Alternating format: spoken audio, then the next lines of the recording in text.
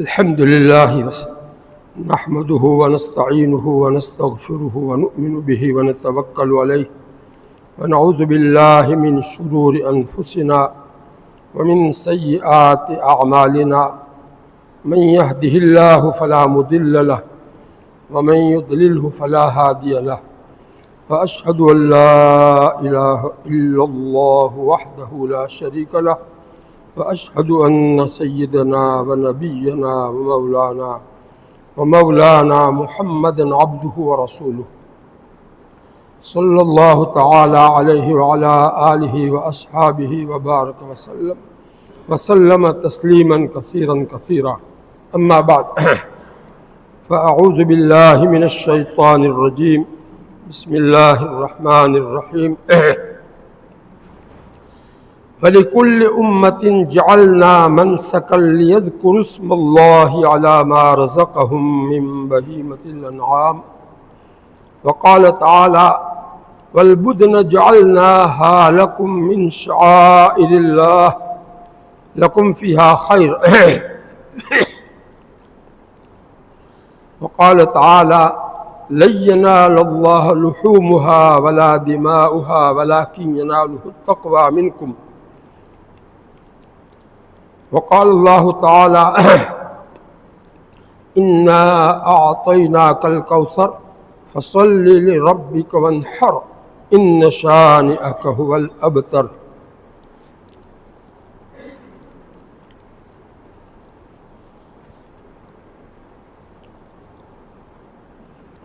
وقال تعالى: واتل عليهم نبأ ابني آدم بالحق إذ قربا قربانا فتقبل من أحدهما ولم يتقبل من الآخر.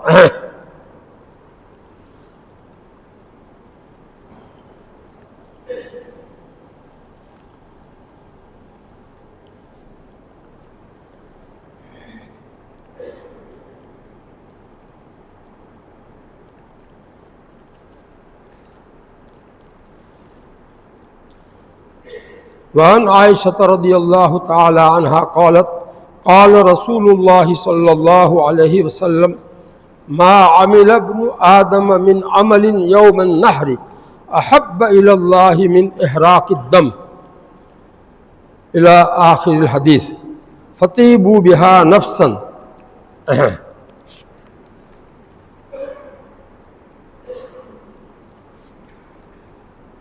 وعن ابن عمر رضي الله عنه قال: أقام رسول الله صلى الله عليه وسلم بالمدينة 10 سنين يزهي.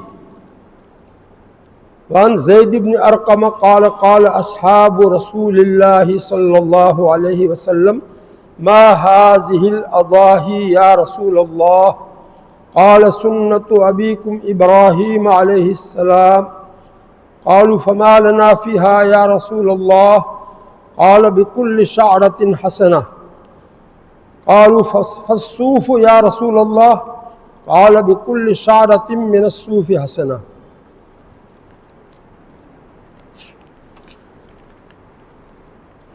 وعن أنس رضي الله عنه قال: زحى رسول الله صلى الله عليه وسلم بقبشين أملحين أقرنين ذبحهما بيده وسمى وكبر.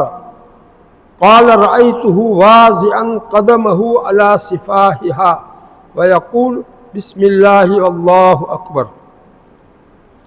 وعن جابر رضي الله عنه قال: ذبح النبي صلى الله عليه وسلم يوم الذبح قبشين أقرنين أملحين موجوعين فلما وجههما قال: إني وجهت وجهي للذي فطر السماوات والأرض على ملة إبراهيم حنيفا وما أنا من المشركين إن صلاتي ونسكي ومحياي ومماتي لله رب العالمين لا شريك له وبذلك أمرت وأنا من المسلمين اللهم منك ولك عن محمد وأمته بسم الله والله أكبر ثم ذبح.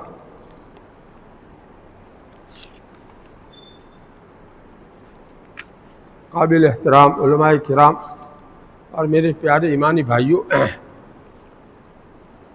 آج کی مجلس کا موضوع قربانی کی اہمیت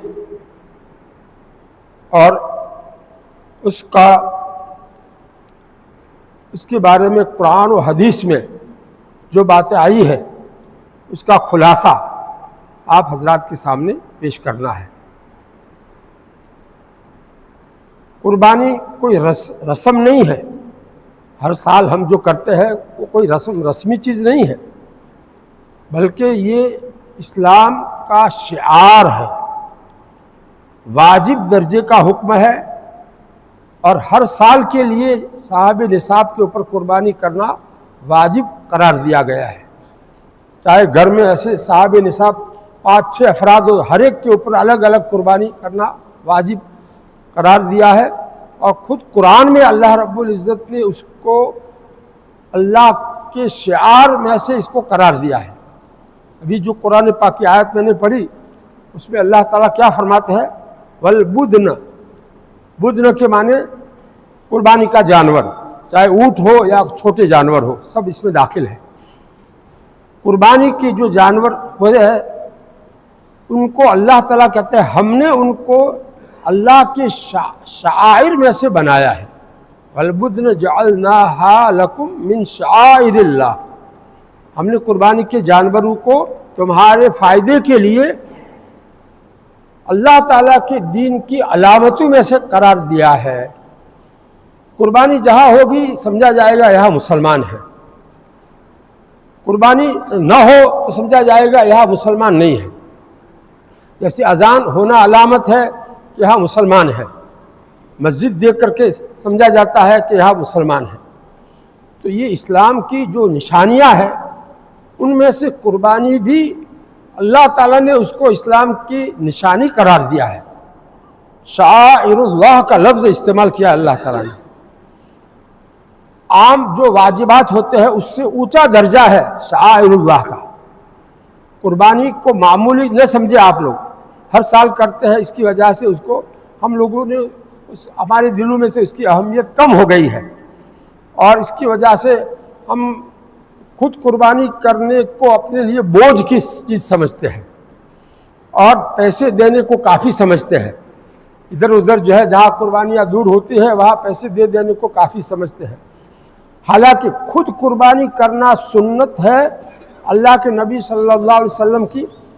تو یہ خود قربانی کرنا جو سنت ہے وہ سنت تو چھوٹی جائے گی، اور اس میں بہت سے اللہ کا قرب حاصل کرنے کے لیے بہت سے سنتیں ہیں، وہ ساری سنتیں چھوٹ کر کے آدمی جو ہے قربانی کا جو مقصد ہے وہ پورا اسے حاصل نہیں ہوتا ہے۔ پیسے دے دینا یہ تو پیسوں کی قربانی ہوئی، اصل قربانی تو 2 چیزوں کی ہے، بلکہ 3 چیزوں کی قربانی ہے۔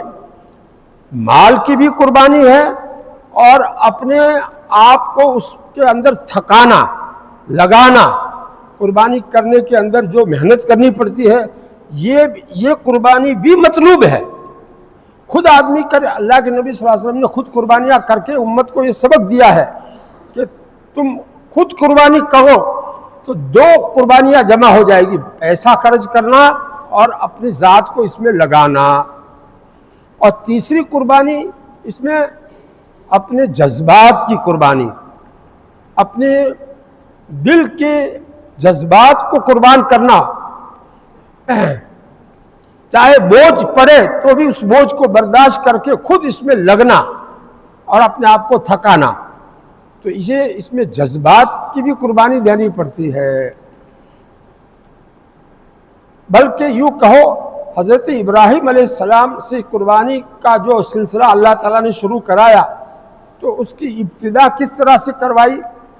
اپنے اکلوتے بیٹے، ایک ہی بیٹی تھی اس وقت، اور وہ بھی بڑھاپے میں دعاؤں کے بعد وہ بیٹا ملا تھا، حضرت اسماعیل۔ ایسا ایک ہی بیٹا کسی کا ہو، ذرا سوچو اپنے اوپر لے کر کے، اور وہ بھی بڑھاپے میں ملا ہو، تو ایسے بیٹے کی کتنی قدر ہوگی، کتنی محبت ہوگی آدمی کو اس سے۔ اس کے گلے پر چھری پھیرنا کوئی آسان کام ہے؟ کتنا بڑا جذبات کی قربانی کا کتنا اہم معاملہ ہے یہ. اپنے جذبات کو قربان کیا حضرت ابراہیم علیہ السلام نے. اکلوتے بیٹے کے گلے پر خود اپنے ہاتھ سے چھری پھیرنا، اور اللہ کی طرف سے خواب میں صرف دکھایا گیا تھا، کوئی وحی باقاعدہ نہیں آئی تھی، خواب میں دکھلایا گیا. اس کو اللہ کا حکم سمجھ کر کے اس کو پورا کرنے کے لیے تیار ہو گئے. باپ بھی تیار، بیٹا بھی تیار ہو گیا. یہ دونوں کی جذبات کی قربانی ہے کہ نہیں؟ اس میں ہر سال یہ قربانی کو واجب اس امت کے لیے کیوں قرار دیا ہے؟ جذبات کی قربانی کو تازہ کرنے کی ہر سال ضرورت ہے. آدمی اپنے جذبات کو اللہ کے لیے فنا کر دے، اپنا دل جو چاہتا ہے، اس نفس جو چاہتا ہے اس کی بات نہ مانے اور اللہ کے حکم کو آگے رکھے. یہ سبق تازہ کرنے کی ہر سال ضرورت ہے. ایک سال قربانی کر دی یہ کافی نہیں ہے. تو جذبات کی قربانی دینا یہ بہت بھاری کام ہے. پیسوں کی قربانی دینا آسان، کچھ اپنے آپ کو اس کے لیے لگا کر کے تھکانا یہ بھی آسان، لیکن جذبات کی قربانی دینا یہ سب سے زیادہ مشکل. تو اس کے لیے اللہ تعالیٰ نے یہ قربانی کی روح یہی ہے.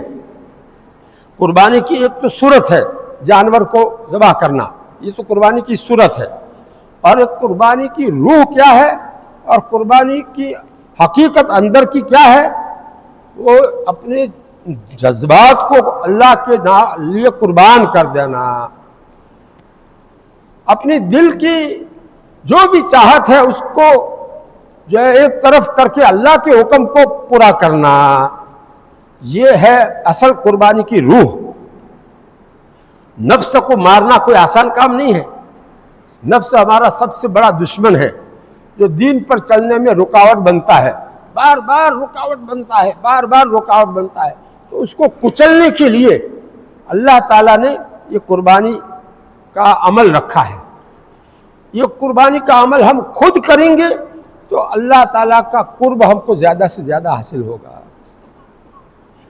اللہ کے نبی صلی اللہ علیہ وسلم ہر سال خود اپنے ہاتھ سے قربانی کرتے تھے 2 مینڈوں کی. ابھی میں نے حدیث پڑھی، اس میں سے 2 مینڈوں کی قربانی بے کبشین تسنیہ ہے. حالانکہ ایک بیٹے کی قربانی اس سے واجب ادا ہو جاتا ہے، لیکن ہر سال 2 مینڈوں کی قربانی کرتے تھے. اور اس میں اپنا واجب تو ادا ہوا ہی، لیکن اپنی امت میں سے جنہوں نے قربانی نہ کی ہو ان کو بھی ثواب پہنچانا، ان کو ثواب میں شریک کرنا، یہ بھی آپ کی نیت ہوتی تھی.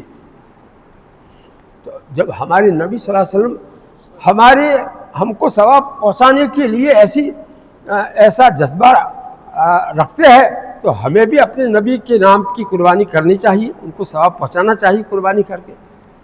بہرحال یہ اس کے لیے کچھ خرچہ بھی کرنا پڑے تو خرچہ بھی کرنا چاہیے. اپنے آپ کو تھکانا پڑے خود قربانی کرنے میں. حضرت علی رضی اللہ عنہ 2 مینڈوں کی قربانی کرتے تھے. تو کسی نے پوچھا یہ 2 کی کیوں کرتے ہو؟ کہا ایک کی تو ہمیں اپنے پر واجب ہے، وہ قربانی ہے، اور دوسری اللہ کے نبی صلی اللہ علیہ وسلم نے مجھے وصیت کی تھی کہ تم میری طرف سے قربانی کرنا. ہر سال میں حضور کی طرف سے قربانی اس لیے کرتا ہوں.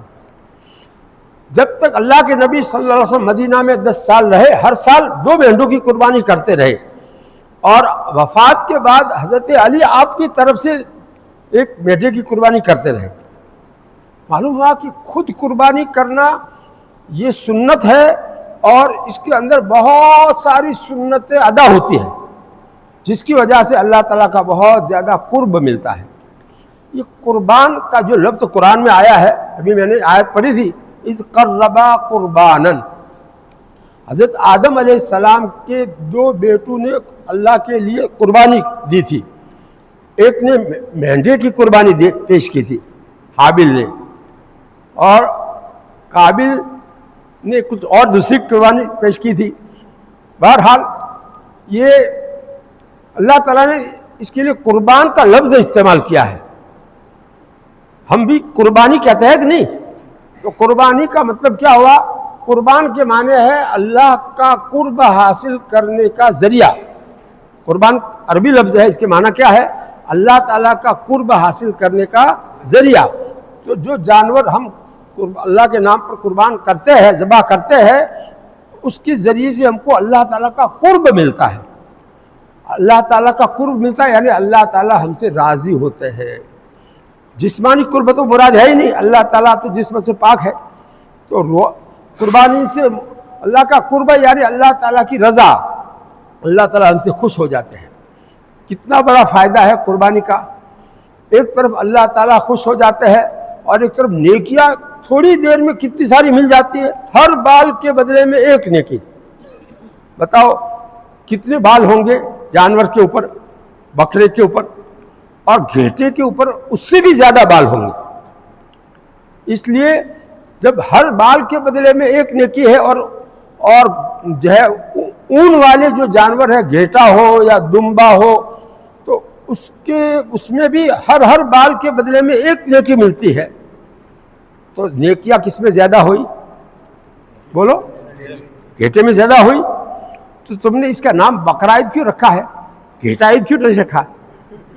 ہاں، بکرے کو مہنگا کر دیا ہے آپ لوگوں نے.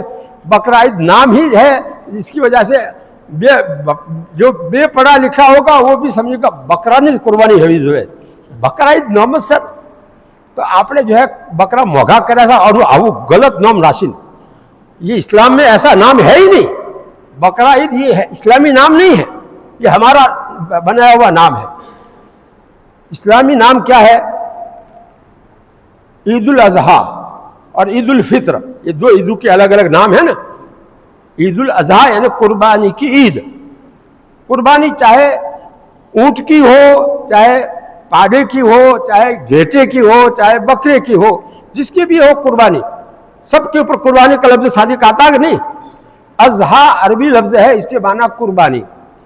عید الاضحیٰ قربانی کی عید. تو اس کا نام، یہ صحیح نام تو یہ جامع نام یہ ہے. ہم نے اس نام کو چھوڑ دیا، بقرہ عید نام رکھ دیا ہے. یہ غلط ہے، اس کو بدلو. کبھی بھی بقرہ عید اس کو مت کہو، بلکہ قربانی کی عید ایسا نام رکھو. اس کا صحیح نام کیا ہے؟ قربانی کی عید. قربانی ہوتی ہے مختلف جانوروں کی پوری دنیا میں. اور اللہ کے نبی صلی اللہ علیہ وسلم نے کو قرآن میں اللہ تعالیٰ نے کیا حکم دیا؟ ونحر. ونحر کے معنی اونٹ کی قربانی کیجیے. اللہ تعالیٰ نے اپنے نبی کو کیا حکم دیا ہے؟ اونٹ کی قربانی کی.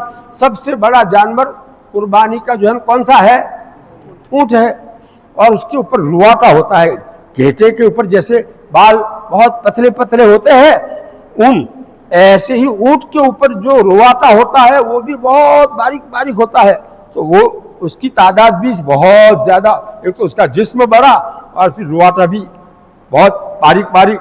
تو کتنا ثواب اس میں ملے گا. اللہ تعالیٰ نے اپنے نبی کو یہ حکم دیا ونحر. تو اللہ کے نبی صلی اللہ علیہ وسلم نے اس حکم پر کیسا عمل کیا ہے؟ 100 اونٹوں کی قربانی. حجۃ الوداع میں کتنے اونٹوں کی قربانی آپ نے دی؟ 100 اونٹوں کی. ایک اونٹ 7 آدمی کی طرف سے کافی ہوتا ہے، تو 700 قربانیاں ہوئی. ہمارے نبی صلی اللہ علیہ وسلم نے، کوئی بادشاہ بھی اتنی قربانی کرتا ہوگا؟ اس کو خواب بھی نہیں آیا ہوگا. ہمارے نبی صلی اللہ علیہ وسلم کو اللہ تعالیٰ سے کیسا تعلق ہوگا کہ اللہ تعالیٰ نے مجھے اونٹ کی قربانی کرنے کا، خود کرنے کا حکم دیا ہے. ونحر کے معنی خود آپ قربانی کیجیے اونٹ کی. اس لیے اللہ کے نبی صلی اللہ علیہ وسلم نے 100 اونٹوں میں سے 63 اونٹ یعنی آدھے سے زیادہ 63 اونٹوں کی قربانی خود اپنے ہاتھ سے کی. اونٹ کی قربانی کس طرح ہوتی ہے؟ اس کو لٹایا نہیں جاتا ہے، کھڑا ہی کھڑا اس کی قربانی کی جاتی ہے. صرف ایک بایاں پیر جو ہے وہ گھٹنے سے موڑ کر کے باندھ دیا جاتا ہے. تو 3 پیروں پر وہ کھڑا رہتا ہے، چل نہیں سکتا ہے 3 پیروں پر. اور ایسی حالت میں اس کی گردن جو لمبی ہوتی ہے، تو گردن کا نیچے والا حصہ، سینے کے قریب والا جو حصہ ہے گردن کا، وہ نیچا ہوتا ہے. آدمی کا ہاتھ وہاں تک پہنچ سکتا ہے. کھڑا ہو آدمی تو اس کا ہاتھ وہاں پہنچ سکتا ہے. اور تیز چھڑا ہو تو اس کو وہاں سے پھیر دے تو وہ رگیں سب کٹ جاتی ہے. اور خون کا فوارہ جو بہنے لگتا ہے اور پھر گر جاتا ہے اونٹ. تو ایسی 63 اونٹوں کی قربانی اللہ کے نبی صلی اللہ علیہ وسلم نے خود اپنے ہاتھ سے اپنے دست مبارک سے کی ہے. اس سے معلوم ہوا کہ اپنے ہاتھ سے قربانی کرنا کیا ہے؟ اللہ تعالیٰ کا بہت زیادہ قرب حاصل کرنے کا طریقہ ہے، سنت ہے اللہ کے نبی صلی اللہ علیہ وسلم کی. لہذا ہمیں ارادہ کر لینا چاہیے کہ اپنی قربانی خود کریں گے. باہر پیسے دے دینا اور اس کو بوجھ سمجھ کر کے ٹال دینا، یہ تو بہت بھاری بات ہو جاتی ہے. اللہ تعالیٰ اندر کے دل کو دیکھتے ہیں کہ یہ کیوں پیسے دے کر کے چھوٹا ہونا چاہتا ہے. اس لیے یہ ایسا کرنا یہ بہت ایمان کے لیے خطرناک چیز ہے. بوجھ سمجھنا اس کو. بعض لوگ کہتے ہیں آؤ ڈکھو، اس کو ڈکھا کا لفظ بولتے ہیں. عورتیں جو ہے، عورتوں کو وہ صفائی کرنی پڑتی ہے، تو اس لیے عورتیں کہتے ہیں آؤ گھیرے آؤ بدو مت کرو، تو عورتوں کی باتوں میں آ جاتے ہیں. ارے بھائی جو ہے عورتوں پر اس کا بوجھ کیوں ڈالو؟ ہم ہر سال میں قربانی بیٹے ہی کی کرتا ہوں اور گھر پر ہی کرتا ہوں، اور عورتوں پر ذرا بھی اس کی صفائی کا بوجھ نہیں ڈالتا ہوں. ہم جو کرنے والے ہوتے ہیں وہی پانی ڈال کر کے اس کو جو ہے صاف کر دیتے ہیں. تو آپ لوگ ایسا کریں، عورتوں پر اس کا بوجھ بالکل مت ڈالو اور خود اس کی صفائی وغیرہ کا انتظام کرو. اور 3 دن قربانی کی اللہ تعالیٰ نے کیوں رکھا ہے؟ تاکہ جو ہے ایک آدمی تھک جاوے تو دوسرے دن کرے، دوسرے دن تھک گیا اور قربانی کرنی تیسرا دن کرے. تو عید الفطر میں ایک ہی دن رکھا، بات تھکنے کا نہیں ہے، اور اس میں تھکنے کا ہے. معلومات تھکنا بھی مطلوب ہے، اس لیے 3 دن رکھے ہیں. تھکاؤ اپنے آپ کو 3 دن تک، تو اللہ تعالیٰ تم سے بہت خوش ہوں گے. اللہ تعالیٰ کا قرب حاصل کرنا ہے تو قربانی کا جو لفظ ہے اس کا ترجمہ میں کر رہا تھا، میرا قرب حاصل کرنے کا ذریعہ. قربانی کا ترجمہ کیا کریں گے؟ میرے لیے اللہ کا قرب حاصل کرنے کا ذریعہ یہ جانور ہے. اس لیے اس جانور کی خدمت کرنا، اچھا کھلانا پلانا، اس کو مانوس کرنا، یہ سب چیزیں سنت ہے. خود آدمی خریدنے کے لیے جائے گا اور اچھا جانور دیکھ کر کے خریدے گا، کوئی عیب دار نہ ہو اور جو ہے تگڑا موٹا تازہ ہو. پیسے زیادہ اس میں آدمی اس لیے خرچ کرتا ہے کہ اللہ تعالیٰ کا قرب مجھے اس کے ذریعے سے ملنے والا ہے، اور اس کو وہاں سے لانے میں کرایہ خرچ ہوگا، سارا لانے کے بعد میں اس کی کھلانے پلانے کا خرچہ ہوگا. یہ سارا جو ہے یہ بوجھ نہیں ہے، بلکہ حقیقت میں اللہ کا قرب ملنے کا ذریعہ ہے. اس کو بوجھ مت سمجھو، اللہ تعالیٰ کا قرب ملے گا. شوق سے قربانی کرو. اللہ کے نبی صلی اللہ علیہ وسلم نے حدیث میں ابھی میں نے پڑھا، فَطِيبُوا بِهَا نَفْسًا، کہ قربانی دل کے شوق سے کرو، بوجھ سمجھ کر کے نہیں. جب قربانی سے اللہ تعالیٰ کا قرب ملتا ہے اور مختلف طریقوں سے قرب ملتا ہے. دیکھو قربانی کے بارے میں جو احکام ہے خود کرنے کا، تو اس میں ان احکام میں سے ہر حکم کے ذریعے سے اللہ کا قرب ملے گا. قربانی کے جانور کو آپ نے اچھی طرح کھلا پلا کر کے مانوس کیا، اس کا قرب الگ ملے گا. پھر اس کو ذبح کرنے کے دن بھوکا پیاسا ذبح کرنا یہ گناہ ہے. اس کو پانی پلاؤ، اس کو کچھ چارہ بارہ کھلاؤ، اور جو ہے اس کو گھسیٹ کر کے مت لاؤ. وہ خوشی سے نہیں آتا ہے تو اس کو چارہ دکھا کر کے چارے کی لالچ میں خوشی سے آئے، اس طرح سے کرو، اس کے ساتھ نرمی کا معاملہ کرو. تم کو اس کی وجہ سے بھی اللہ تعالیٰ کا قرب ملے گا. اس کو پانی پلاؤ گے اور جو ہے چارہ دکھا کر کے لاؤ گے، یہ اس کے ساتھ نرمی کرنا تمہارا، یہ اللہ تعالیٰ کے قرب میں اضافہ ہوگا. پھر اس کے سامنے تم نے چھری تیز نہیں کی، پہلے سے چھری تیز کر کے رکھی، اس حکم پر عمل کیا تو اللہ تعالیٰ کا قرب اس کے ذریعے سے اور زیادہ ملے گا. اور پیسے دے دیے تو اس میں یہ سارے احکام پر عمل ہوگا. پیسے دے دیے تو اس میں تو پیسوں کی قربانی ہوئی، اور ان احکام پر عمل کہاں ہوا؟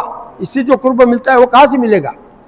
پھر اس کو جب ذبح کرنے کے لیے لیٹانا ہے تو اس سے پہلے جو ہے قبلہ رخ اس کا منہ کر کے لیٹانا ہے.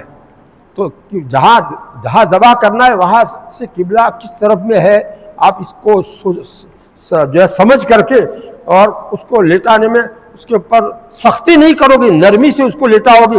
لیٹا ہے بکرا ہے تو نرمی سے اس کو آپ لیٹاؤ گے. یہ نرمی کرنا اللہ تعالیٰ کے قرب میں اضافہ کرے گا. اور پھر قبلہ کی طرف منہ اس کا ہو, اس طرح سے آپ اس کا خیال رکھ کر لیٹاؤ گے, اس کا الگ قرب آپ کو ملے گا. اور اس کو جو اللہ کے نبی صلی اللہ علیہ وسلم نے اپنے ہاتھ سے کس طرح ذبح کیا ہے, گھیٹے کو لٹا کر کے اس کا سر جو ہے وہ جنوب کی طرف رہے گا اور اس کی دم جو ہے نا وہ شمال کی طرف رہے گی. تو اس کا منہ جو ہے نا وہ قبلہ کی طرف ہو جائے گا. جانور کا منہ اس کے بائیں پہلو کے اوپر اس کو لٹانے سے اس کی روح آسانی سے نکلتی ہے. تو بائیں پہلو پر اس کو لٹایا جائے گا تو اس کا سر کدھر آئے گا, جنوب کی طرف آئے گا, اور دم کدھر آئے گی, شمال کی طرف, اور اس کا منہ کدھر ہوگا, قبلے کی طرف, پیر بھی اس کے قبلہ کی طرف. اور ہم ذبح کرنے کے لیے ہمارا منہ بھی قبلہ کی طرف ہوگا. یہ دونوں چیزیں سنت ہے, اپنا منہ بھی قبلہ کی طرف رکھنا ذبح کرنے کے وقت میں, اور جانور کا منہ بھی قبلہ کی طرف رکھ کر ذبح کرنا, یہ دونوں چیزیں سنت ہے. اب یہ پیسے دے دیے تو اس پہ سنت پر عمل کیا ہوا؟ آپ خود عمل اس طرح سے کرو گے, خود قربانی کرو گے, ان سب سنتوں پر عمل ہوگا. اس کی وجہ سے اللہ تعالیٰ کا قرب اور زیادہ آپ کو ملے گا, اور زیادہ ملے گا. پھر اس کو لیٹانے کے بعد اس کے اوپر ایک پیر رکھ کر کے اس کے کندھے, اس کے پہلو کے اوپر اللہ کے نبی صلی اللہ علیہ وسلم نے پیر رکھا ہے اپنا, تاکہ وہ کھڑا نہ ہو جائے. اور ظاہر ہے کہ اس جو ہے کون سے ہاتھ سے اس کی منڈی کو پکڑیں گے, بائیں ہاتھ سے, اور داہنے ہاتھ خالی جو ہے اس کے اوپر سے چھری چلائیں گے. اور لیٹا کر کے جو مسنون دعا ہے, وہ مسنون دعا ابھی میں نے پڑھی, وہ پڑھیں گے, اور اس کے بعد جو ہے بسم اللہ اللہ اکبر کہہ کر ذبح کریں گے. یہ ساری سنتیں خود عمل کرو گے تو اس کے ذریعے سے اللہ تعالیٰ کا قرب کتنا ملے گا. اور پیسے دے دیے تو اب وہ جو ہے وہاں پر یہ ساری قرب کے ذریعے کہاں حاصل ہوں گے آپ کو. یہاں اپنے ہاتھ سے قربانی کرنے میں کتنی ساری سنتوں پر عمل ہوتا ہے. زیادہ اس کا گلا مت کاٹو, 4 رگیں کٹ جاوے, قریب میں ہی 4 رگیں ہوتی ہیں, تو 4 رگیں کٹ جاوے, اس کے بعد زیادہ کاٹو گے تو گناہ ہوگا. یہ رعایت آپ کرو گے تو آپ کو اللہ تعالیٰ کا قرب اور زیادہ ملے گا. یہ اللہ کے نام پر ذبح ہونے والا جانور, اس کے ساتھ میں نرمی کرنی چاہیے. ضرورت سے زیادہ کیوں کاٹو؟ 3 رگیں بھی اگر کٹ گئی تو بھی کافی ہے, حلال ہو جائے گا. اور 4 رگیں کٹ گئی تو پھر اس کے بعد اور زیادہ کاٹنا منع ہے. بعض لوگ کیا کرتے ہیں, اس کا جو ہے بڑے جانور کی منڈی جو ہے یوں موڑتے ہیں, اس کے اندر کی جو ہے جو رگ ہوتی ہے اس کو جو ہے چھری سے باہر نکال کر کے اس کو کاٹتے ہیں, تو پورا جانور ایک دم جو ہے لرز جاتا ہے. تو یہ ایسا سارا کرنا یہ گناہ ہے. یہ جو ہے اس کو کیا حرام مغز کہتے ہیں, وہ سفید جو ہے اندر کی جو رگ ہوتی ہے اس کو کاٹنا منع ہے, حرام ہے, گناہ ہے, بہت بھاری گناہ ہے, مکروہ تحریمی ہے, حرام کے قریب اس کا گناہ ہے. اب ایسا کام ہم نہیں کریں گے, اپنے ہاتھ سے ذبح کریں گے تو ہم ایسا نہیں کریں گے. اور جہاں دوسری جگہ بھیج دو گے تو وہاں جو چاہے وہ چاہیں گے کریں گے. تو ہم پوری عمر کا جانور خریدیں گے. جانور کی عمر میں کچھ کمی ہوگی تو ہم اس کو نہیں لیں گے, عیب دار ہوگا تو ہم نہیں لیں گے, سوچ سمجھ کر کے اس کو لیں گے. اور وہاں اتنا سارا ٹولہ ان کو خریدنا ہے, کہاں ہر ایک کے جو ہے آنکھوں کو دیکھیں گے, ہر ایک عمر کا جو ہے پوری ہے کہ نہیں ہے. تو یہ ساری باتیں سوچو تھوڑی دیر کے لیے کہ خود قربانی کرنا کیوں ضروری ہے. اس میں تمام جو ہے سنتیں ادا ہوتی ہے. اب ذبح کر دینے کے بعد بعض لوگ کیا کرتے ہیں, جلدی سے گرم ہے, جلدی سے اس کی چمڑی اتارنا شروع کرو, ٹھنڈا ہو جائے گا. ارے بھئی ابھی پیر ہلا رہا ہے, اندر جان ہے, تم اس کی چمڑی اتارنا شروع کرو گے تو اس کو تکلیف ہوگی. اس لیے ٹھنڈا ہونے دو, اس کی حرکت بند ہو جاؤ, اس کے بعد چمڑی اتارنا شروع کرو. یہ ایک حکم ہے. قربانی کے بارے میں کیسے کیسے احکام ہے. بعض لوگ اس کی بوندی جلدی سے الگ کر دیتے. ارے بھائی ابھی کیوں الگ کرتے ہو؟ ابھی جو ہے اس کی جان اندر ہے، پورا ٹھنڈا ہو جائے اس کے بعد جو ہے اس کو منڈی الگ کرو. تو اس طرح کے جو احکام ہیں ان احکام کی رعایت ہم کر سکتے ہیں اور اس کی وجہ سے زیادہ اللہ تعالیٰ کا قربہ حاصل کر سکتے ہیں. ایک جانور کے سامنے دوسرے جانور کو ذبح کرنا گناہ ہے، ہم اس کی رعایت کر سکتے ہیں، پردہ، کپڑے کا پردہ ڈال دے ہوئے کچھ بھی کر سکتے ہیں. اب وہاں اتنے سارے جانوروں کی قربانی میں کیا ہے اس کی رعایت ہوگی؟ بعض لوگ کیا کرتے ہیں، جانور کو لٹانے کے بعد چھری کو تیز کرتے ہیں. یہ اللہ کے نبی صلی اللہ علیہ وسلم نے ایک آدمی کو دیکھا کہ وہ جانور کو لٹانے کے بعد چھری تیز کر رہا ہے. تو آپ نے فرمایا کہ اس جانور کو تو دو موت سے مارنا چاہتا ہے، ایک تو بیچارے کو جو ہے لٹا رکھا ہے جو ہے اور پھر اس کے سامنے چھری کو تیز کر رہا ہے. تو معلوم ہوا کہ جو ہے چھری پہلے سے تیز رکھنی چاہیے. کند چھری اور بوتھی چھری ہو اس سے ذبح کرنا منع ہے، جانور کو زیادہ تکلیف ہوگی. یہ سارے احکام پر رعایت کرنے سے اللہ تعالیٰ کا قرب زیادہ سے زیادہ ملے گا. اس لیے ہمیں اپنی قربانی خصوصاً واجب قربانی بالکل خطرے میں نہیں ڈالنی چاہیے. اپنے سامنے قربانی ہونی چاہیے. اپنے ہاتھ سے قربانی نہیں کر سکتا ہے تو اپنے سامنے کم سے کم قربانی ہونی چاہیے. عورت ہے مثلا اپنے ہاتھ سے نہیں کر سکتی ہے تو اللہ کے نبی صلی اللہ علیہ وسلم نے اپنی صاحبزادی حضرت فاطمہ کو کہا کہ بیٹی تمہاری قربانی ہو رہی ہے، تم پاس آ کر کھڑی ہو جاؤ. پردے کے ساتھ پاس آ کر کھڑی ہو گئی. تو معلوم ہوا کہ قربانی سامنے ہونی چاہیے، خود نہ کر سکے تو کم سے کم اس کے سامنے اس واجب قربانی ادا ہونی چاہیے. یہ سارے احکام نکلتے ہیں قرآن حدیث سے. آج امت کا حال یہ ہے کہ قربانی کو بوجھ سمجھنے لگے ہیں اور اس طرح پیسے دے دینے کو کافی سمجھتے ہیں، اور اس کے نتیجے میں قربانی کے دن جتنی فراوانی کے ساتھ گوشت پورے گاؤں میں ہر ایک کے گھر پہنچنا چاہیے نہیں پہنچتا ہے. ارے قربانی کے 3 دنوں میں تو گوشت ہی گوشت، اللہ تعالیٰ کی طرف سے دعوت ہے گوشت کی، سب جگہ گوشت ہی گوشت ہونا چاہیے. آج ہمارا مزاج کچھ ایسا ہو گیا ہے کہ جو ہے ایک دن گوشت کھانے کے بعد کہتے ہیں اب تو جو ہے منہ بھر گیا ہے گوشت کھانے سے، اور بیجو بناؤ. حالانکہ الگ الگ طرح سے آپ قربانی کا گوشت پکا کر کھا سکتے ہیں. کبھی جو ہے پائے کھائے، کبھی جو ہے اس کی جو ہے اس کا بغیر مرچ اور بغیر کچھ ڈالے ہوئے صرف نمک ڈال کر کے اس کو جو پکاتے ہیں تو وہ بہت لذیذ لگتا ہے. تو اس طرح کے الگ، کبھی کھیما بنا کر کے کھایا، تو الگ الگ طریقے سے آپ جو ہے کھانا سیکھو تو جو ہے طبیعت نہیں اکتائے گی. اللہ تعالی ہم سب کو دین کی صحیح سمجھ عطا فرمائے. ارے اللہ کی طرف سے ہماری دعوت ہو اور ہم اس سے اعراض کریں اور اس کو پسند نہ کریں اور ہم اس کو بوجھ سمجھے اور اس کے لیے اپنے آپ کو تھکانے کو جو ہے بوجھ سمجھے، تو یہ کتنی بڑی خطرناک بات ہے. شوق ہونا چاہیے. فطیبوا بہا نفسا، یہ حدیث میں اسی لیے حکم آیا ہے کہ لوگ اس کو بوجھ سمجھیں گے. اللہ کے نبی صلی اللہ علیہ وسلم جانتے تھے، اس لیے فطیبوا بہا نفسا، اپنے دل کی خوشی سے قربانی کرو، یہ حکم اسی لیے دیا ہے. خیر، قربانی کے اندر بہت سے احکام ہیں. اس میں سے ایک حکم یہ بھی ہے کہ اس کا گوشت جو ہے وہ غریبوں کو بھی دو اور رشتہ داروں کو بھی دو اور خود بھی کھاؤ. 3 حصے کرو گوشت کے.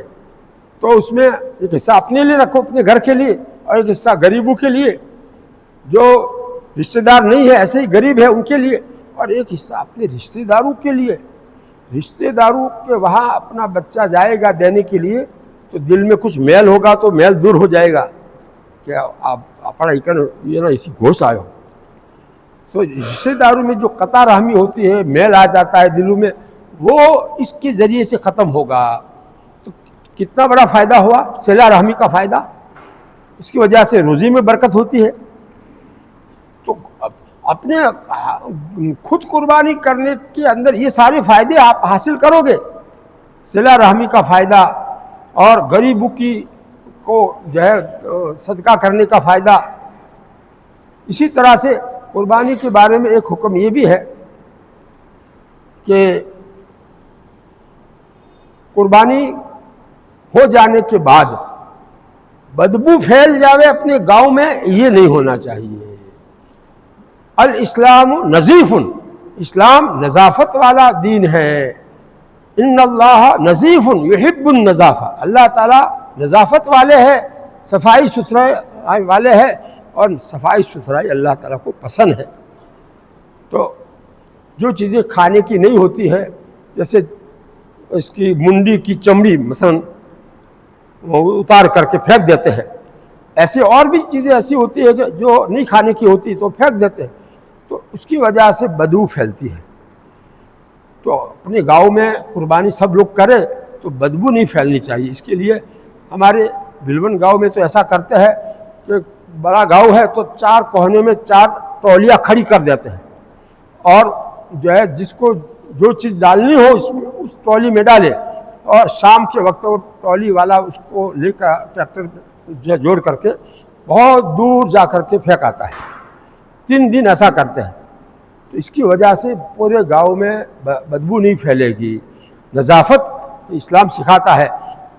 گاؤں میں جو ہندو لوگ رہتے ہیں وہ بھی اس سے سبق لیں گے کہ مسلمان جو ہے وہ صفائی ستھرائی کو پسند کرتے ہیں، بدبو ان کو پسند نہیں ہے. خوشبو، ہمارے نبی کو خوشبو پسند تھی. ارے عطر لگانا سنت ہے کہ نہیں؟ تمام انبیاء کی سنت ہے. تو یہ بدبو یہاں پر نہیں ہونی چاہیے. اس کے لیے انتظام ہونا چاہیے، کمیٹی کی طرف سے، گاؤں کے ذمہ داروں کی طرف سے ٹریکٹروں کا انتظام ہونا چاہیے.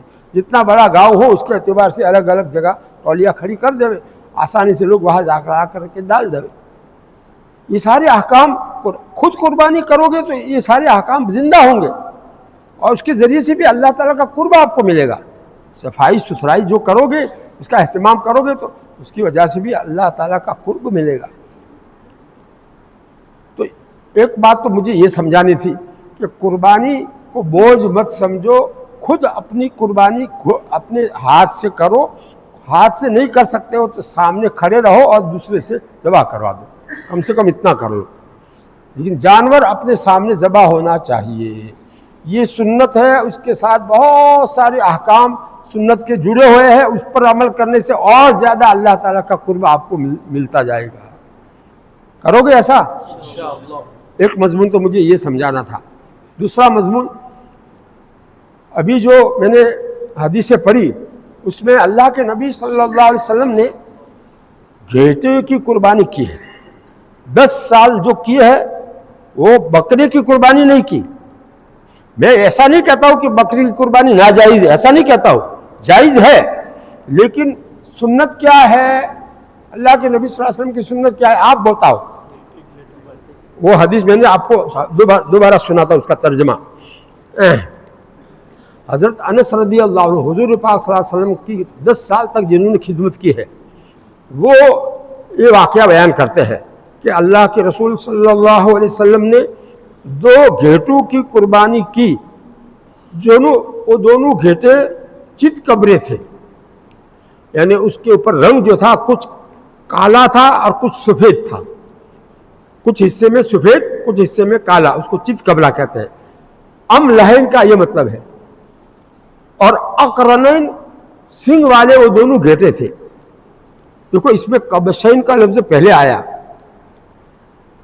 یعنی گھیٹوں کی قربانی کرنا سنت ہے. اور ایک کی نہیں، 2 گھیٹوں کی قربانی اللہ کے نبی صلی اللہ علیہ وسلم کرتے تھے ہر سال. یہ بھی جو ہے ابھی ایک روایت آپ کے سامنے میں نے پڑھی تھی، اس میں حضرت عبداللہ بن عمر کی وہ روایت تھی. 10 سال تک ہر سال آپ قربانی کرتے رہے. اور یہ روایت یہ بتا رہی ہے کہ وہ 2 گھیٹوں کی قربانی کرتے تھے. دونوں گھیٹے کیسے ہوتے تھے؟ سینگ والے ہوتے تھے. سینگ والے گھیٹے مہنگے ہوتے ہیں، خوبصورت لگتے ہیں. اللہ کے نام کی قربانی ہے، اللہ کے وہاں اس کی جو ہے قربانی پہنچانی ہے تو اچھے سے اچھا جانور ہونا چاہیے. ذبحہما بیدہ، حضرت انس رضی اللہ عنہ کیا کہتے ہیں کہ اللہ کے نبی صلی اللہ علیہ وسلم نے ان دونوں گھیٹوں کو ذبح کیا اپنے ہاتھ سے. بات صاف ہو گئی؟ اپنے ہاتھ سے ذبح کرنا، جو بھی ہمت والا ہے، کر سکتا ہے، آتا ہے تو خود کرے، اور اگر خود نہیں کر سکتا ہے تو وہاں کھڑا رہے، اس کے سامنے قربانی ہو۔ اور آگے کیا کہتے ہیں، رأیتہ واضعا قدمہ علی صفاحہا، میں نے آپ صلی اللہ علیہ وسلم کو دیکھا کہ آپ نے اپنا پیر مبارک اس گھیٹے کے پہلو پر رکھ دیا تھا ذبح کرنے کے وقت میں، تاکہ وہ کھڑا نہ ہو جائے۔ تو پوری تفصیل ان روایتوں میں آ رہی ہے۔ دوسری روایت میں ایک لفظ اور آیا ہے، موجوعین، یعنی وہ دونوں گھیٹے کیسے تھے، کھسی کیے ہوئے تھے۔ آنکھوں جیٹو ہے انہیں کھسی کریلو نہ ہے، انہیں نہیں لیوانو، اس کا گوشت جو ہے چڑھتا نہیں ہے اور بدبو پھیلاتا ہے پورے گھر میں، جب وہ پکتا ہے تو پورے گھر میں بدبو پھیلتی ہے۔ اس لیے کون سا گھیٹا لینا چاہیے، کھسی کیا ہوا۔ اچھا، کھسی میں بھی باقاعدہ کھسی کیا ہوا ہونا چاہیے، ایک تو پنچ مارتے ہیں اس میں آدھا کھسی ہوتا ہے، وہ نہیں، بلکہ باقاعدہ جو کھسی کرنا جانتے ہیں اور کھسی کرتے ہیں تو وہ پورا کھسی کرتے ہیں۔ تو وہ جو ہے گھیٹا، اس کو ہم خود خریدنے جائیں گے تو دیکھیں گے برابر نیچے منہ کر کے ایک جو ہے پورا کھسی کیا ہوا ہے کہ آدھا کھسی کیا ہوا ہے کہ یہ کیسا ہے، پورا دیکھ کر کے ہم اس کو خریدیں گے۔ تو اس لیے ہمارے نبی صلی اللہ علیہ وسلم کی ہر بات قابل رشک اور قابل اقتداء، اور ہمارے لیے اس کے اندر فائدہ ہی فائدہ ہوتا ہے۔ دیکھ لو کیا فرماتے ہیں، فلما وجہہما، پھر جب اللہ کے نبی صلی اللہ علیہ وسلم نے ان گھیٹوں کا رخ صحیح کیا، یعنی قبلہ کی طرف ان کو لٹا دیا، تو کیا کہا، یہ اتنی بڑی دعا جو ہے آپ نے پڑھی ہے، پھر اس کے بعد ذبح کیا ہے۔ اب ہم لوگ جو ہے پیسے بھیج دیتے تو وہاں پر کون پڑھے گا، تم یہاں ہوں گے اور یاد بھی ہوگی اور پڑھ سکو گے تو پڑھ لو گے، اور اس میں توحید کا مضمون بھرا ہوا ہے۔ توحید، انی وجہت، میں نے اپنا رخ اس ذات کی طرف کر دیا جس ذات نے آسمانوں اور زمین کو پیدا کیا ہے، اس ذات کی طرف میں نے کر دیا۔ ابراہیم علیہ السلام کے طریقے پر میں یہ قربانی کر رہا ہوں، یکسو ہو کر تمام دوسری چیزوں سے اپنا دل دماغ کو ہٹا کر کے ایک اللہ کے نام پر قربانی کر رہا ہوں، اور میں شرک کرنے والوں میں سے نہیں ہوں، اللہ کے ساتھ کسی کو شریک کرنے والا نہیں ہوں قربانی کے اندر۔ میری نماز اور میری قربانی اور میرا جینا اور میرا مرنا سب اللہ کی رضا کے لیے ہے، جو تمام جہانوں کو پالتا ہے، اس کا کوئی شریک نہیں ہے پالنے میں، اور اسی کا مجھے حکم دیا گیا ہے کہ میں اسی کے لیے جیوں بھی مروں بھی اور اسی کے لیے قربانی کروں، اسی کے لیے نماز پڑھوں۔ وَأَنَا مِنَ الْمُسْلِمِينَ، اور میں فرما برداروں میں سے ہوں۔ اللہم منک ولک، اے اللہ یہ قربانی آپ کی توفیق سے میں کر رہا ہوں اور آپ کی رضا حاصل کرنے کے لیے کر رہا ہوں، اور یہ قربانی فرماتے ان محمد کی طرف سے ہے، وَأُمَّتِهِ، اور محمد کی امت کی طرف سے ہے، یعنی ان کو بھی ثواب میں شریک رکھنا چاہتا ہوں۔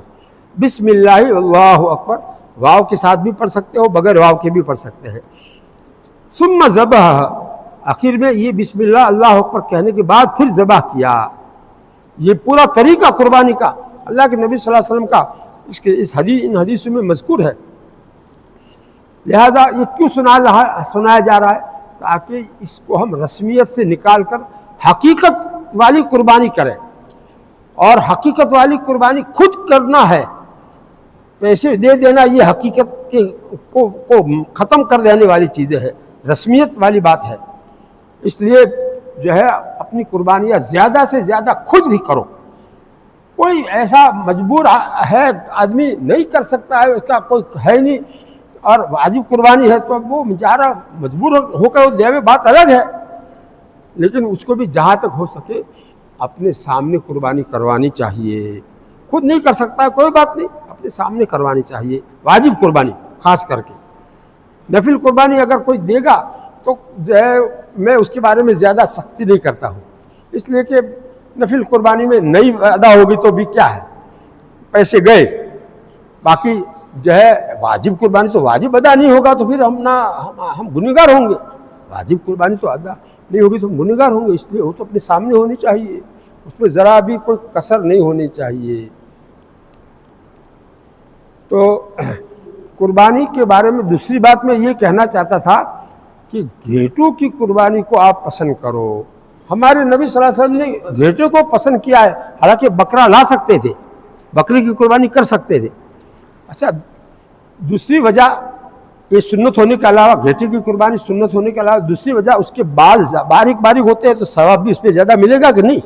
یہ دو باتیں وجہ ترجیح ہے، بکرے کے اوپر گھیٹے کو ترجیح دینے کی دو وجہ میں نے بتائی، ایک سنت ہونا، دوسرا ثواب زیادہ ملنا۔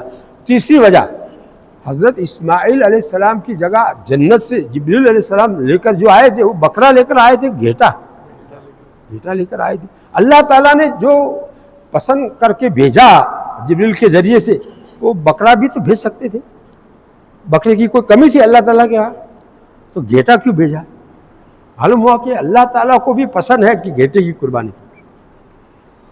حضرت جبریل گھیٹے کو لے کر آئے اور اس کی قربانی حضرت ابراہیم علیہ السلام نے کی۔ حضرت ابراہیم علیہ السلام نے جو قربانی کی وہ سنت ہے ہمارے لیے۔ ہمارے نبی نے کہا کہ سنت و ابیکم ابراہیم، یہ قربانی کی حقیقت کیا ہے؟ تمہارے روحانی باپ ابراہیم علیہ السلام کی سنت ہے، ان کا طریقہ ہے۔ تو ان کا طریقہ کیا تھا؟ بکری کی قربانی کرنا، گھیٹے کی قربانی۔ تو کتنے طریقوں سے میں سمجھا رہا ہوں کہ گھیٹے کی قربانی کو پسند کرو۔ اچھا، گھیٹے کا گوشت جو ہے وہ بکرے کے مقابلے میں بہت لذیذ ہوتا ہے کھانے میں، اور یہ میرا اپنا تجربہ تو ہے ہی، لیکن جو کسائی لوگ ہوتے ہیں، کسائی جو جانور کو پورا سال کاٹ کر کے گوشت بیچتے رہتے ہیں، وہ اپنے گھر کے لیے کون سا گوشت پسند کرتے ہیں؟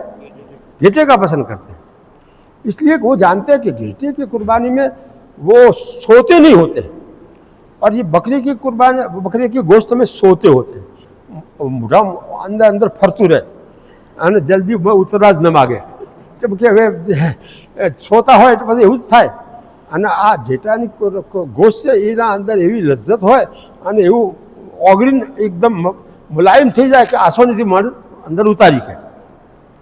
تو پکنے میں اس کا گوشت بہت اچھا لذیذ بنتا ہے، لیکن وہ خسی ہونا چاہیے۔ یہ قید میں نے لگائی حدیث کے ذریعے سے، موضوعین کا لفظ لگا کر، یہ آنکھا جو ہے لے آؤ گے تو پچھتاؤ گے کبھی، اس لیے جب پکے گا تو پورے گھر میں اس کی بدبو پھیلے گی پہلی بات، اور اس کا گوشت اچھی طرح پکے گا بھی نہیں، یہ بات بھی ہوگی، اس لیے وہ ایسا مت کرنا۔ ہر سال میں گھیٹے کی قربانی کرتا ہوں، ہمارے سامنے تو یہ حدیث ہے، ہم کیوں بکری کی قربانی کریں گے؟ چاہے جائز ہے، لیکن ہم تو جو ہے پسند کریں گے وہی جو ہمارے نبی نے پسند کیا ہے، اللہ نے جس کو پسند کیا وہ ہم پسند کریں گے۔ اعلیٰ درجے کی چیز ہم کیوں پسند نہ کریں؟ ایک ہے نفس قربانی کا ادا ہو جانا، وہ الگ بات ہے، اور ایک ہے سنت پر عمل ہونا، ثواب زیادہ ملنا، کھانے میں بھی مزہ آ جاوے، ساری چیزیں جو ہے اس میں موجود ہو، وہ چیز ہم کیوں پسند نہ کریں؟ تو آپ لوگ بھی اس کو، آپ لوگوں میں سے کس کا دل نے طے کیا ہے کہ ہم گھیٹا لائیں گے؟ ہاتھ اونچا کر کے بتاؤ کون کون گھیٹا لائے گا؟ ماشاءاللہ کچھ لوگ جو ہے، کچھ لوگوں کے دماغ میں بات آئی ہے کہ گھیٹا ہم لائیں گے، ماشاءاللہ۔ ہر سال گھیٹا لاؤ اور گھیٹا مہنگا کرو، بکرا مہنگا کری نو سازا، گھیٹا جو ہے પેલા બહારથી આવે છે રાજસ્થાનથી એના પાસેથી સસ્તા મળશે, લઈ લો, એકી હાથી વધારે ઘેટા લઈ લેવાના તો વધારે સસ્તા પડશે। જોથી સસ્તા પડે એથી મગાવી દેવાના, એકી હાથી બધા માણસો ભેગા થઈ અને એક ગાડી મગાવી નાખો, એથી जो है राजस्थान થી जो है ट्रॉली भरीने मगाई नाखो तो बधाने जो है कमाई जाए। तो बहरहाल ये आप लोग जो है तय कर लो कि हमें कुर्बानी एक रस्मी तौर पर नहीं करनी है, हकीकत के साथ कुर्बानी करनी है। और देखो एक बात मैं बताता हूँ, قربانی کی اصل جو روح ہے وہ اپنے جذبات کو قربان کرنا ہے، اپنے نفس کو مارنا ہے، نفس کی چاہت کو قربان کرنا ہے، جیسے ابراہیم علیہ السلام نے کی تھی، حضرت اسماعیل علیہ السلام نے کی تھی۔ ہماری جو جانور کی قربانی ہے وہ ہمارے بیٹے کی قربانی کے قائم مقام ہے، گویا ہم اپنے بیٹے کو قربان کر رہے ہیں۔ اللہ تعالیٰ نے ہماری کمزوری کو سامنے رکھ کر کے ہم کو اس کا بدل دے دیا کہ تم تو نہیں کر سکو گے اپنے بیٹے کی قربانی، لو چلو یہ کر لو، یہ تمہارے لیے بیٹے کی قربانی کی قائم مقام ہم مان لیں گے، چلو۔ تو بھئی دیکھو، اپنے دل کو بنانا، اپنے دل کی اصلاح کرنا، اپنے نفس کے جذبات کو کچلنا، یہ بہت ہر ایک مسلمان کے اوپر فرض عین ہے۔ اس کو کہتے ہیں دل کو سنوارنا، دل کی اصلاح کرنا۔ دل کی اصلاح کرنا، اس میں کیا دل کے اندر خرابیاں کیسی کیسی ہوتی ہے؟ ریاکاری کی خرابی ہوتی ہے، جس کی وجہ سے حدیث شریف میں اس کو چھوٹا شرک کہا ہے، اور اس کی وجہ سے ثواب ختم ہو جاتا ہے۔ یہ دل میں ریاکاری ہوتی ہے، اس کو ختم کیسے ہوگا؟ دل کی اصلاح ہوگی تب جا کر اخلاص اندر پیدا ہوگا۔ تو یہ جو ہے قربانی کرنے سے اخلاص پیدا ہوگا۔ اس کے لیے قربانی آپ خریدنے کے لیے جاؤ گے، محنت دھوپ میں جو ہے جا کر کے اس کو جو ہے تلاش کرو گے اچھا جو ہے جانور، تو یہ سب کیا ہے؟ پریشانی، پسینہ پسینہ ہو جاؤ گے تو اس کی وجہ سے آپ کو ثواب ملے گا، لیکن کون کرے گا؟ جس کا دل اللہ والا بنا ہوگا وہ کرے گا۔ اس لیے اللہ والا دل اپنا بنانا یہ خانقاہ کے ذریعے سے ہوگا۔ آپ کے یہاں صرف 10 دن کی خانقاہ ہوتی ہے رمضان میں، یہ مجھے سن کر بہت تعجب ہوا۔ ارے آپ کا اتنا بڑا گاؤں ہے تو خانقاہ کا سلسلہ پورے سال ہر مہینے میں 1-2 دن خانقاہ کا سلسلہ ہونا ہی چاہیے، ہر مہینے میں کم سے کم 1 دن تو ہونا ہی چاہیے۔ تو 11 مہینوں میں 11 دن یہ ہو جائیں گے، اور رمضان میں بھی 20 دن کر دو، ابھی 10 دن ہوتی ہے 20 دن کر دو، تو جو ہے 20 دن وہ ہو جائیں گے اور 10 دن یہ ہو جائیں گے، اس طرح کل 1 مہینہ ہو جائے گا۔ تو یہ اس کی ضرورت ہر ایک کو ہے، اپنی دل کی اصلاح کرنا ہر ایک کے اوپر فرض ہے۔ دنیا کی محبت کو نکالنا اور اللہ کی محبت کو دل میں بھرنا، یہ دل کی اصلاح ہے۔ اللہ کا خوف دل میں بھرنا اور مخلوق کا ڈر دل میں سے نکالنا، یہ دل کی اصلاح ہے۔ اخلاص پیدا کرنا، ریاکاری کو ختم کرنا، یہ دل کی اصلاح ہے۔ اپنے دل کے اندر جو ہے صبر اور شکر کا جذبہ پیدا کرنا، اس کی مشق کرنا، یہ دل کی اصلاح ہے۔ دل کی اصلاح کے لیے ضروری ہے کہ اپنے اندر سے تکبر کو ختم کیا جاوے، اپنے کو اچھا سمجھنے کا جو اندر بیماری ہے وہ ختم کی جاوے، اپنا نام ہو لوگوں میں یہ جذبہ جو رہتا ہے وہ سب ختم کر کے دل کو اللہ والا بنایا جاوے۔ تو یہ ہے، یہ قربانی کی روح ہے، قربانی کا مقصد ہے۔ یہ مقصد بھی حاصل ہو جائے گا خود قربانی کرنے سے، اور آپ کو اپنے دل کی اصلاح کی فکر بھی لگے گی کہ اب ہمارے اندر جو ہے بہت سارا دل میں خرابیاں ہے، اس کو نکالنے کے لیے خانقاہ کا نظام اپنے یہاں شروع کرنا ہے۔ یہاں سب لوگ ہیں، ذمہ دار بھی ہے، عوام بھی ہے، تو سب کے سامنے میں یہ بات کہتا ہوں کہ میں ہر جمعرات کو جہاں بھی جاتا ہوں پابندی سے جاتا ہوں، اور وہاں کے لوگ بہت زیادہ فائدہ اٹھاتے ہیں۔ پن کوسے کو اس دن کر دیتے ہیں، جس دن جو ہے ہمارا پروگرام ہوتا ہے اس دن پن کوسا کر دیتے ہیں، یہ مومن واس والے اتنا فائدہ اٹھاتے ہیں۔ تو ہر مہینے میں 1 دن ان کا جو طے ہے اس میں وہ فائدہ پورا اٹھا لیتے ہیں، کبھی ناغہ نہیں ہونے دیتے۔ اور جو ہے دوسری جگہ پر بھی پابندی سے ہوتا ہے، کبھی مدرسے کی چھٹی کی وجہ سے کبھی موقوف ہوتا ہے، باقی جو ہے پابندی سے ہوتا ہے۔ تو وہاں تو لوگ بہت فائدہ اٹھا رہے ہیں۔ تقریباً 8 سال سے یہ سلسلہ چل رہا ہے، تو سب جگہ جہاں بھی میرا پابندی سے، میں بھی کبھی بھی جو ہے ناغہ نہیں کرتا ہوں، اور وہ لوگ بھی ناغہ نہیں کرتے ہیں۔ کوئی شدید ان کے لیے عذر ہو جاوے تو وہ ناغہ موقوف کرواتے ہیں، ورنہ نہیں۔ تو آپ لوگ بھی ایسا کرو، آپ کا گاؤں بہت بڑا ہے، آپ کے یہاں مستقل خانقاہ کا سلسلہ جو ہے ہو نہ ہو تو مہینے میں ایک دن ہونا چاہیے. ایک دن طے کر لو کہ جو ہے پہلا جمعہ انگریزی مہینے کا پہلا جمعہ وہ طے مت کرنا. اس میں چھاپی میں ہوتا ہے, چھاپی میں یہاں سے مجادر کے لوگ بھی آتے ہیں, اس لیے وہ پہلا جمعہ مت طے کرنا. دوسرا جمعہ گھراہمن ہوتا ہے تو وہ چاہے طے کرو, چاہے تیسرا جمعہ طے کرو, چاہے چوتھا جمعہ, کوئی بھی ایک جمعہ طے کر لو. اور اس میں ایک ایسے صاحب نسبت کسی بزرگ کے خلیفہ کو طے کر لو کہ بھی آپ کو ہر مہینے میں اس جمعہ کو یہاں آنا ہے اور ایک رات کا یہ خانقاہ کا سلسلہ کرنا ہے. ذکر جہری صبح میں ہو اور رات میں مغرب سے عشاء تک بیان ہو. یہ دو کام کرنے ہیں. اور کسی کو اپنے دل کی اصلاح کے بارے میں کوئی بات پوچھنی ہوگی تنہائی میں تو اس کے لیے آپ کو تھوڑا وقت دینا ہے ناشتے کے بعد. بس یہ 3 کام کر کے آپ جو ہے چلے جاوے, آپ کو اجازت, آپ کو فرصت. مہینے میں ایک دن کی قربانی آپ کو دینی ہے. اس طرح سے آپ جو ہے کسی کو بھی اپنے علاقے میں ایسے اللہ والے ہیں جو بزرگوں کی خلفاء ہے, صحابی نسبت ہے, ان سے آپ فائدہ اٹھاؤ. میرا تو کوئی جو جمعہ خالی نہیں ہے. ہر 3 مہینے میں 5 جمعرات آتی ہے تو وہ 5ویں جمعرات جو ہے وہ امداد والوں نے طے کر رکھی ہے. اور جو ہے ڈیسا والوں نے بیچ میں ہم کو جو ہے زبردستی کہا کہ آنا ہی پڑے گا آپ کو, تو وہاں بھی جانا ہوتا ہے.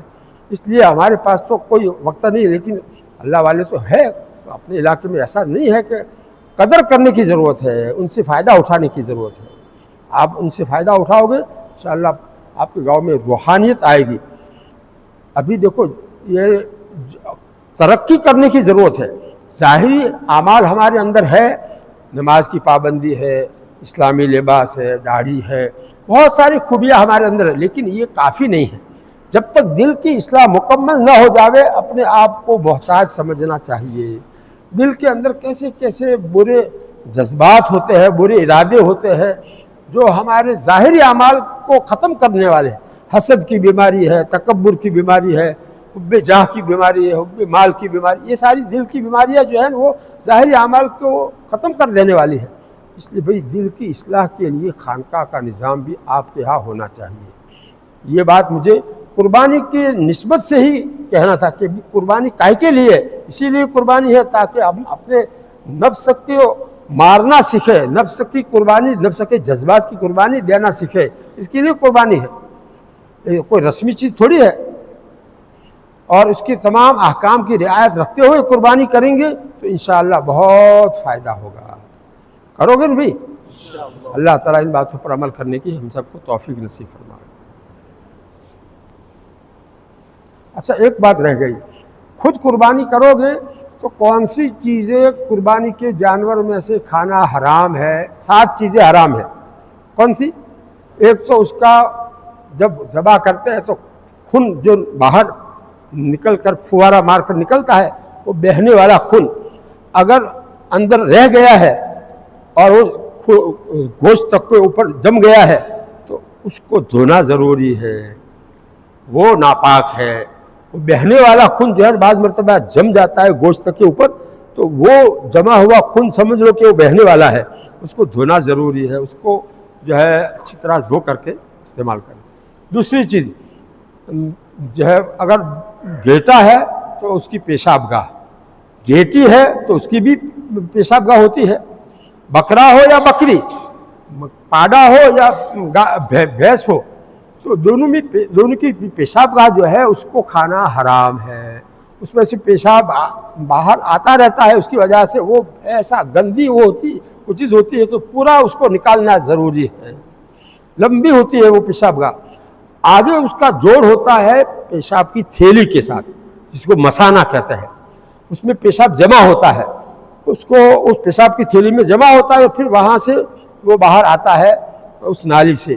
تو جو نالی ہے اس کو بھی نکال دو, اور اس کے ساتھ وہ آخر میں لگی ہوئی جو تھیلی ہے اس کو بھی نکال دو. اور وہ دونوں میں ہوگی, بکری ہو اس میں بھی ہوگی اور بکرا ہو اس میں بھی ہوگی.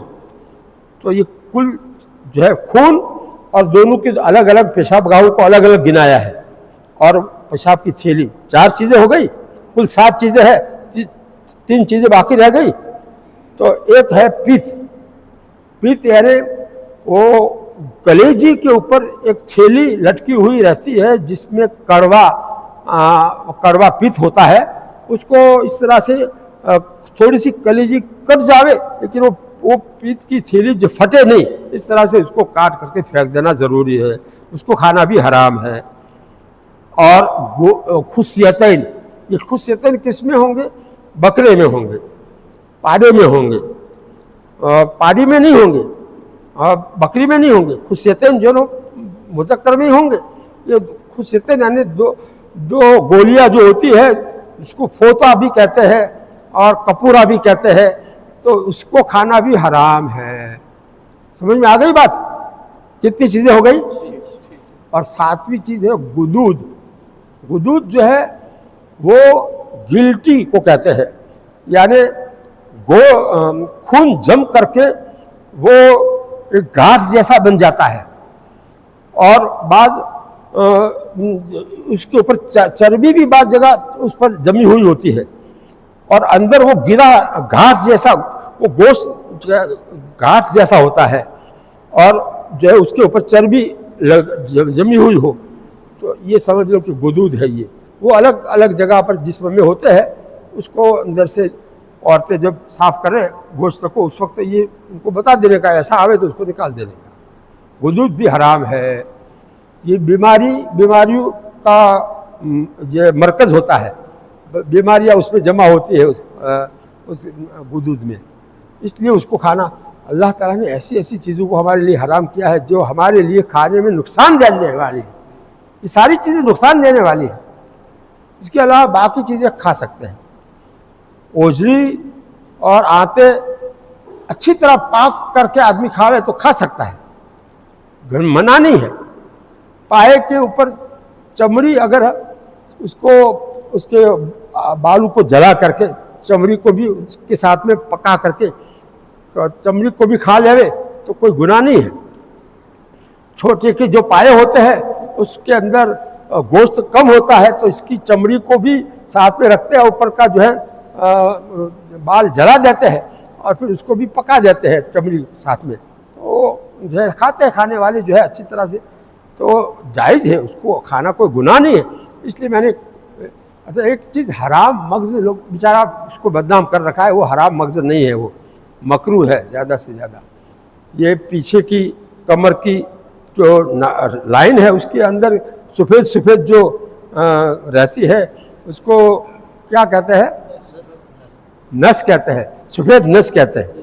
ہاں تو اس کو کھانا جو ہے حرام نہیں ہے، بعض لوگوں نے اس کا نام رکھا ہے حرام مغز، حرام ہے ہی نہیں، وہ حرام نام اس کا رکھنا صحیح نہیں ہے، زیادہ سے زیادہ اس کو مکروہ کہہ سکتے ہیں۔ بس یہ تھوڑی چیزیں ذہن میں آئی، رہ گئی تھی، کچھ مسائل جو ہے اور بھی ہے لیکن وقت زیادہ ہو گیا ہے، اس لیے جس کو مسائل کی ضرورت ہوگی وہ پوچھے گا۔ دارالفتہ قریب میں ہے، چھاپی میں ہے۔